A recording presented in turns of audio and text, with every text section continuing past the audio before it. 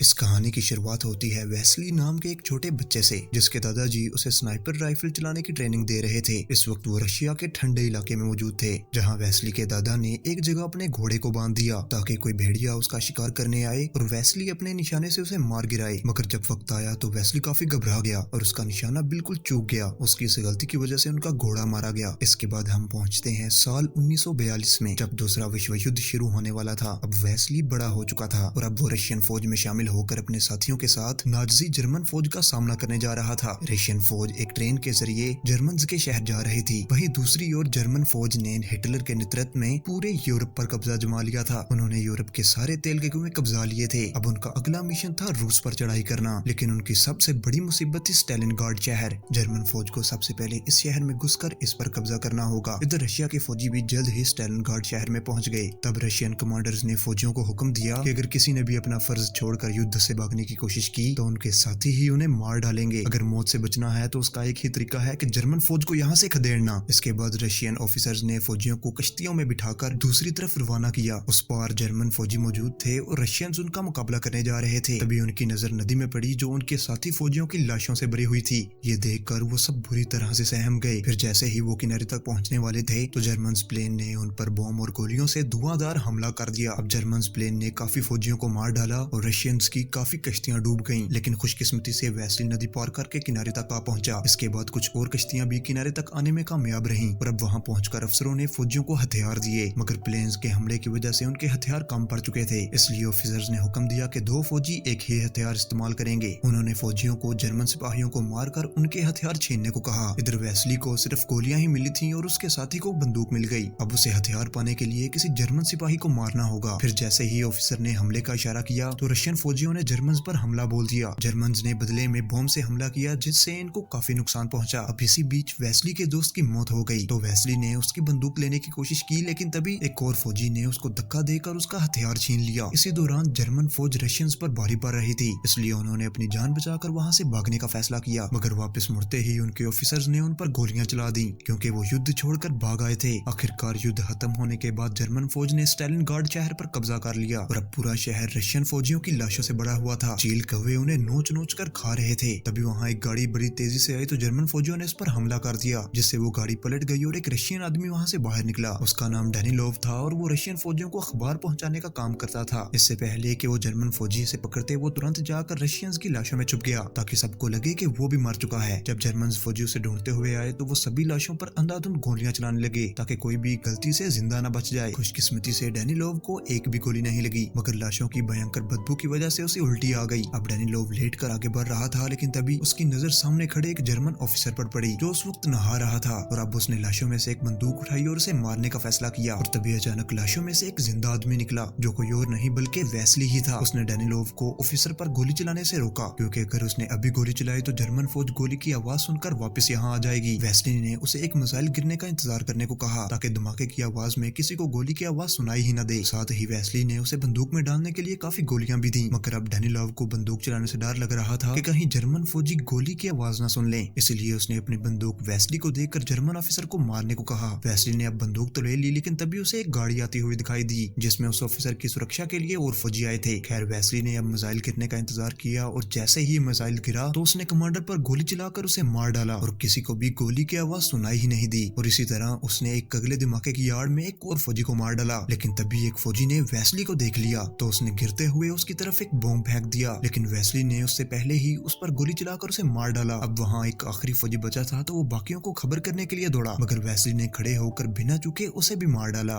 Danilov उसकी निशानेबाजी और बहादुरी से काफी प्रभावित हुआ। फिर वो दोनों रशियन फौज के हेडक्वार्टर पर पहुंचे, जहाँ डेनिलोव ने अखबार में वेस्ली के बारे में एक आर्टिकल लिखा, जिसमें उसने बताया था कि वेस्ली ने अकेले ही 4 जर्मन फौजी और उनके एक कमांडर को मार डाला। ये देखकर वेस्ली भी अंदर ही अंदर काफी ज्यादा खुश हुआ। तभी वहाँ रशियन लीडर स्टालिन का खास आदमी क्रूशेव आया। वो रशियन कमांडर से काफी नाराज था, क्योंकि उसने रशियन फौजियों को जर्मन के हाथों मरने के लिए मौत के मुंह में धकेल दिया था। क्रूशचेव ने उससे कहा कि अगर स्टालिन को पता चला कि उसने रशियन फौजियों के साथ क्या किया है तो वो उसे कुत्ते की मौत मारेगा, इसलिए बेहतर ये होगा कि वो चुपचाप यहाँ से भाग निकले। फिर जैसे ही क्रूशचेव कमांडर के ऑफिस से बाहर आया तो सभी फौजियों को गोली चलाने की आवाज सुनाई दी और वो समझ गए कि कमांडर ने खुद अपनी जान ले ली है। अब क्रूशचेव ने ऑफिसर से फौजियों का हौसला बढ़ाने का तरीका पूछा, ताकि वो नाजी जर्मन का मुकाबला करके स्टालिनग्राड को वापस अपने पास ला सकें। तब डेनिलोव उन्होंने क्रूश्चेव से कहा कि सिपाहियों को जबरदस्ती जंग में फेंकना सही नहीं रहेगा। उन्हें ऐसे सिपाहियों को प्रमोशन देनी चाहिए जिन्होंने जर्मन्स का डटकर मुकाबला किया है। इससे बाकी फौजियों का खुद ब खुद हौसला बढ़ेगा। क्रूश्चेव को उसका आइडिया काफी अच्छा लगा और उसने ऐसा ही करने का फैसला किया। अब जल्द ही डैनिलोव भागता हुआ वेस्ली के पास पहुंचा और उसे बताया कि उन दोनों का प्रमोशन हो गया है। अखबार में छपी वेस्ली की कहानी पढ़कर देश में सभी लोग वेस्ली की तारीफ करने लगे। अब स्नाइपर बनने के बाद वेस्ली ने 33 जर्मन सिपाहियों को मार गिराया और 13 जर्मन कमांडर को इस्तीफा देने के लिए मजबूर कर दिया। इसके बाद हम देखते हैं कि एक दिन वेस्ली एक जर्मन कमांडर पर अपना निशाना साध कर बैठा था, पर जैसे ही वो गोली चलाने लगा तो एक बच्चा उसके सामने आ गया, जिससे वेस्ली का ध्यान भटक गया और वो कमांडर को मारने से चूक गया। इस बच्चे का नाम साशा था। वो एक रशियन बच्चा था जो वेस्ली की बहादुरी की कहानियां सुनकर उसे अपना हीरो मानता था। साशा उसे अपने साथ अपने घर ले आया तो उसकी माँ ने वेस्ली की बहुत आवभगत की। कुछ देर बाद डैनिलोव और एक तानिया नाम की खूबसूरत लड़की भी यहाँ आ पहुंची। वो छुपकर आम लोगों को जर्मन फौजियों से बचाने का काम करती थी। वो साशा की पड़ोसन थी और जर्मन भाषा को बहुत अच्छे से जानती थी। जब डैनिलोव ने उसे पहली बार देखा तो तानिया पर उसका दिल आ गया, मगर तानिया वेस्ली की बहादुरी के कारण उसे पसंद करती थी। खैर, इसके बाद हम जर्मन कमांडर को देखते हैं जिसने अब दुनिया के सबसे बेहतरीन स्नाइपर को इनविटेशन भेजा था। उसका नाम था क्विंग। जब क्विन वहां पहुंचा तो जर्मन मिलिट्री हेडक्वार्टर्स के कमांडर ने उससे मुलाकात की और उसे बताया कि एक रशियन स्नाइपर ने उनके काफी फौजियों को मार डाला। अब उसने क्विन से कहा कि अब जल्द से जल्द उस रशियन स्नाइपर को खत्म कर दो। क्विन तुरंत ही अपने काम पर लग गया और जिसके बाद ये खबर फैल गई कि एक जर्मन स्नाइपर ने अपने जबरदस्त निशाने से 5 रशियन फौजियों को मार गिराया है। वहीं दूसरी ओर वेस्ली सो रहा था तो उसके दोस्त ने उसे जगाकर बताया कि स्टोरेज की जगह पर कोई परेशानी है। उसने वेस्ली से कहा कि उन्हें बाहर जाकर इस मुसीबत का हल करना होगा। जब वेस्ली 2 लोगों के साथ बाहर गया तो उसे खिड़की के पीछे एक आदमी सोता हुआ दिखाई दिया। उसने उस पर निशाना लगाकर गोली चला दी और अपने एक साथी के साथ उसे देखने चला गया। उसका दूसरा साथी अभी भी नीचे ही था, पर जैसे ही वो दोनों वहां पहुंचे तो उन्होंने देखा कि ये कोई आदमी नहीं बल्कि एक पुतला था। इसी दौरान एक जर्मन स्नाइपर ने नीचे वाले साथी को मार डाला। तभी वेस्ली की नजर जमीन पर पड़े एक सिगरेट पर गई और उसे एहसास हुआ कि यहाँ कोई और भी मौजूद है। इसी दौरान जर्मन प्लेन ने बॉम्ब्स और मिसाइल के साथ स्टेलन शहर पर हमला करना शुरू कर दिया। ये देखकर वेस्ली का साथी डरकर भागने लगा, पर जर्मन स्नाइपर ने चालाकी से उसे भी मार गिराया। इधर वेस्ली बमबारी के दौरान भी इसी बिल्डिंग में छुपा रहा। इसके बाद हम क्वीन को देखते हैं जो अखबार पढ़ रहा था और साशा उसके जूते साफ कर रहा था। उसने साशा को अखबार देकर उसे जर्मन भाषा में समझाने को कहा। साशा ने उसे बताया कि इसमें वेस्ली की निशानेबाजी और उसकी बहादुरी के बारे में लिखा है। तब उस नादान बच्चे ने बातों बातों में क्वीन को बता दिया कि वो वेस्ली का बहुत बड़ा फैन है और वो उससे मिल भी चुका है। वहीं दूसरी ओर वेस्ली मिलिट्री के हेडक्वार्टर पहुंचा जहां डैनिलोव पहले से मौजूद था। वहां उसकी मुलाकात कैलिकोव नाम के एक और स्नाइपर से हुई जिसने उसी जर्मन स्नाइपर क्वीन से निशानेबाजी सीखी थी। और अब जल्द ही वेस्ली ने डैनिलोव से मिलकर उसे बताया कि उसके दोनों साथी मारे जा चुके हैं और उसे बताया कि जिस स्नाइपर ने इन पर हमला किया था वो बार बार अपनी जगह बदल रहा था, इसलिए वेस्ली उसे पहचान नहीं सका। तब डैनिलोव समझ गया कि यह स्नाइपर कोई और नहीं बल्कि क्वीन ही था। डैनिलोव ने वेस्ली को बताया कि क्वीन उसके बारे में सब कुछ जानता है और वो तुम्हें ही मारने के मकसद पर यहाँ आया है। फिर अगले दिन वेस्ली ने अपने सपने में उसी बचपन वाली घटना को देखा जब इसका निशाना चूक गया था और भेड़िए ने इनके घोड़े को मार डाला था। तभी अचानक कैलिकोव ने उसे नींद से जगाकर उसे बताया कि अभी उसने एक अंडरकवर स्नाइपर को देखा है। अब वो दोनों देखने गए कि माजरा क्या है तो उन्हें पता चला कि वहाँ दुश्मनों का हमला हुआ था, इसीलिए वो तुरंत बिल्डिंग से बाहर आ गए। इसी दौरान जर्मन फौजियों ने उन पर तीर चला दिए, पर खुशकिस्मती से वो बचकर भाग निकले। इसके बाद वेस्ली ने सिग्नल्स की तारें काट डाली ताकि जर्मन फौजी हेडक्वार्टर में फोन करके और फौजियों को ना बुला सकें। फिर वो एक जगह से दूसरी जगह भाग रहे थे कि तभी उनकी नजर एक जर्मन फौजी पर पड़ी जो सिग्नल की तार ठीक करने की कोशिश कर रहा था, लेकिन ये कोई जर्मन फौजी नहीं बल्कि उनका ही एक साथी था जिसे क्वीन ने पकड़कर जर्मन फौजियों के कपड़े पहनाकर इस काम पर भेजा था। और कैलिकोव ने गलती से अपने ही एक साथी को मार डाला क्योंकि उसे लगा कि वो जर्मन सिपाही है। अब कैलिकोव और वेस्ली फिर से अपनी जगह बदलने वाले थे, पर उससे पहले उन्होंने ये देखा कि क्वीन कहीं आसपास तो नहीं है। फिर उन्होंने एक प्लान बनाकर अपने हेलमेट निकाल लिए ताकि क्वीन हेलमेट पर अपना निशाना लगाए और वेस्ली को उसकी लोकेशन का पता चल जाए, लेकिन क्वीन ने उस पर गोली नहीं चलाई तो उन्हें लगा कि क्वीन आसपास है ही नहीं। और अब जैसे ही वो लोग दूसरी जगह पर कूदने लगे तो क्वीन ने कैलिकोव को मार गिराया और अब वेस्ली जैसे तैसे अपनी जान बचाकर वापस हेडक्वार्टर्स में लौट आया। उसने डैनिलोव को कहा कि वो क्वीन को नहीं मार सकता क्योंकि वो उससे बहुत बेहतर स्नाइपर है, लेकिन डैनिलोव ने उसे हौसला देते हुए कहा कि वो उसे क्वीन के बारे में सारी जानकारी लाकर देगा। ये सुनकर वेस्ली को थोड़ा हौसला तो आया। वहीं दूसरी ओर क्वीन ने उस छोटे बच्चे साशा को मिठाइयां देकर उससे वेस्ली के बारे में सारी जानकारी इकट्ठा कर ली। इसके बाद क्वीन चुपचाप उस बिल्डिंग में पहुंच गया जहाँ वेस्ली आने वाला था और वो वहीं छुपकर उसका इंतजार करने लगा। इधर वेस्ली भी इतना तो समझ ही चुका था कि क्वीन छुपकर उस पर हमला तो जरूर करेगा, इसलिए वो वेंटिलेशन पाइप्स के जरिए आगे बढ़ने लगा। तभी क्वीन को पाइप्स में से आवाज सुनाई दी तो उसने उसके अंदर जो भी है उसके बाहर आने का इंतजार किया। जैसे ही वो बाहर आए तो क्वीन ने वेस्ली के साथी को मार डाला और वेस्ली किसी तरह बचते हुए एक इंजन के पीछे छुप गया और साथ ही हड़बड़ाहट से उसके हाथ से बंदूक छूट गई। उसने अपने जख्मी साथी को वापस हेडक्वार्टर्स लौट जाने को कहा। फिर उसने एक चाकू को रस्सी से बांधकर अपनी बंदूक वापस खींचने की कोशिश की, लेकिन उसी वक्त अचानक क्विन ने गोली चलाकर उसकी रस्सी के ही 2 टुकड़े कर डाले। उसी वक्त जर्मन प्लेन ने उस जगह पर बमबारी शुरू कर दी, जिस वजह से बिल्डिंग में चारों ओर से कांच गिरने लगा। उनमें से एक कांच में वेस्ली की झलक दिखाई दे रही थी, तो क्विन उस पर ध्यान से नजर रखने लगा। उधर जख्मी फौजी जब हेडक्वार्टर्स में पहुंचा तो उसने तानिया को वेस्ली की हालत के बारे में बताया। तब डैनिलोव ने देखा कि तानिया किस तरह वेस्ली के लिए परेशान हो रही थी। तानिया अपने आप को रोक नहीं पाई और वेस्ली की मदद करने के लिए वेंटिलेशन पाइप से होते हुए उस तक पहुंची, पर जैसे ही वो पाइप से बाहर आने वाली थी तो वेस्ली ने उसे रोक दिया। इधर वेस्ली ने तानिया को क्विन की लोकेशन बताकर उसकी तरफ एक शीशा मोड़ने को कहा ताकि वेस्ली भी उसे देख पाए। तानिया ने भी वैसे ही किया और उसी वक्त वेस्ली ने अपनी बंदूक से निशाना लगाकर क्विन के हाथ पर गोली चला दी। इसके बाद वो तुरंत हेडक्वार्टर्स लौट आए तो वेस्ली की काफी तारीफ हुई क्योंकि उसने एक ही बार में क्विन पर सही निशाना लगा दिया था। इसके बाद वेस्ली डैनिलोव से मिलने आया और उसने डैनिलोव को अखबार में अपने बारे में लिखने के लिए मना कर दिया क्योंकि वो भी बाकी ही फौजियों की तरह गुमनाम होकर लड़ना चाहता था। इस पर डैनिलोव ने कहा कि तुम कोई आम फौजी नहीं बल्कि एक बेहतरीन स्नाइपर हो और जब बाकी फौजी तुम्हारी बहादुरी के किस्से सुनते हैं तो उनमें जोश बढ़ता है उससे। इसके बाद डैनिलोव ने साशा को बुलाया जो उनके लिए जासूसी कर रहा था। साशा ने वेस्ली को बताया कि जब वो क्विन के जूते साफ करता है तो उसे पीली धूल दिखाई देती है। इस तरह की मिट्टी खास तौर पर सिर्फ केमिकल फैक्ट्री में ही मिलती है। साशा रशियन फौज के लिए क्विन की जासूसी करके बहुत खुश था, मगर वेस्ली को डैनिलोव के ऊपर बहुत गुस्सा आया कि ये तो छोटा बच्चा है, इसे नहीं पता, लेकिन तू उसकी जान खतरे में क्यों डाल रहा है। खैर बाद में साशा वेस्ली को उस केमिकल फैक्ट्री में लेकर गया जहाँ क्विन जाया करता था। अब जल्द ही वेस्ली लाशों के ढेर में छुपकर क्विन का इंतजार करने लगा, मगर थोड़ी देर के बाद वो वहीं सो गया। इस दौरान क्विन बिल्कुल उसके सामने से गुजर गया,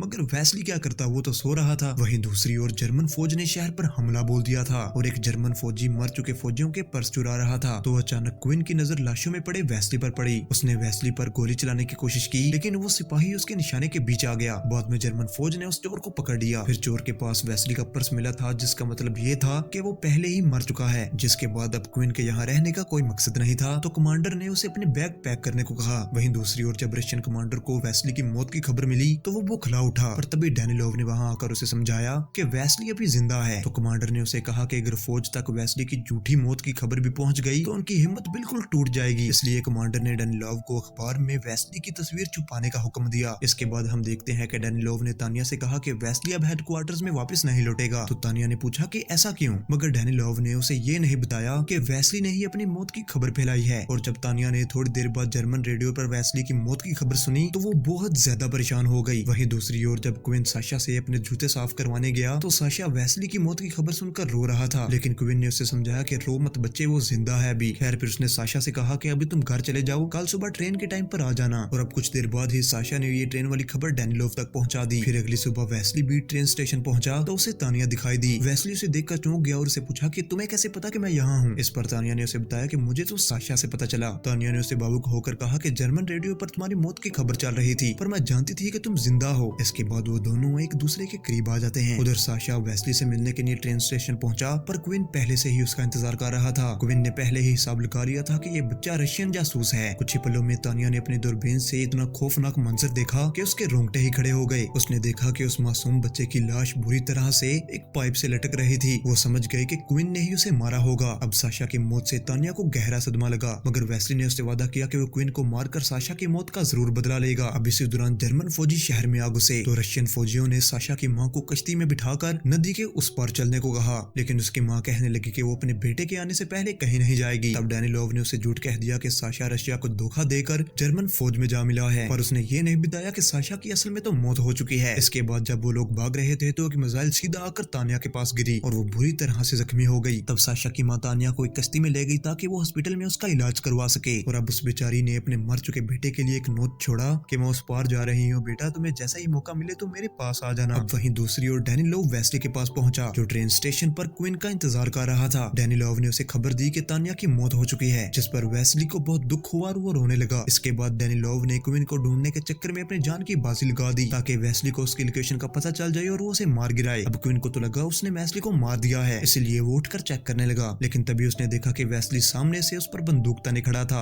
अब क्विन अपनी मौत के लिए तैयार हो गया और उसने मरने से पहले वेस्ली की बहादुरी के लिए उसे सलूट किया। अब आखिरकार वेस्ली ने उसे मार डाला और अब क्विन की बंदूक उठाकर डैनिलोव की कुर्बानी के सम्मान में उसकी लाश पर रख दी। इस घटना के 2 महीने बाद रशियन फौज ने जर्मन को हरा दिया और जब बाद में वेस्ली हॉस्पिटल पहुंचा तो उसने देखा कि तानिया जिंदा थी। वो उसे देखकर बेहद खुश हुआ। अब बाद में रशियन फौज ने वेस्ली के सम्मान में उसकी बंदूक को स्टालिनग्राड के म्यूजियम में रखवाया और इधर वेस्ली वेस्ली और तानिया ने एक दूसरे से शादी करके एक अच्छी जिंदगी बिताई। वीडियो पसंद आई तो लाइक कर देना, चैनल को सब्सक्राइब कर लेना और अब मिलते हैं अगली वीडियो में।